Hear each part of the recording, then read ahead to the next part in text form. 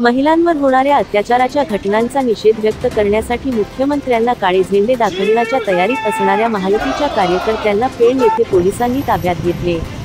पेण येथे मुख्यमंत्र्यांविरोधात महाविकास आघाडीच्या कार्यकर्त्यांनी निदर्शनं केली। मुंबई गोवा महामार्गाची पाहणी करण्याकरिता मुख्यमंत्री आज कोकणचा दौरा करीत आहेत। या दौऱ्यादरम्यान मुख्यमंत्र्यांना काळे झेंडे दाखविण्याच्या तयारीत असलेल्या महाविकास आघाडीच्या कार्यकर्त्यांना पोलिसांनी ताब्यात घेतले।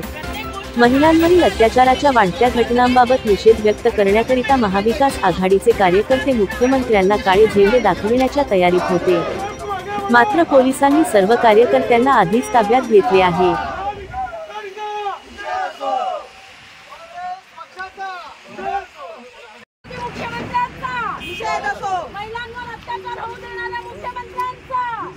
महिलांना सुरक्षा न देणारा मुख्यमंत्री एकनाथ शिंदेंचा, महिलांना सुरक्षा न देणारा मुख्यमंत्री एकनाथ शिंदेंचा, महाविकास आघाडीचा, जनोदय करिता विनायक पाटील, पेण।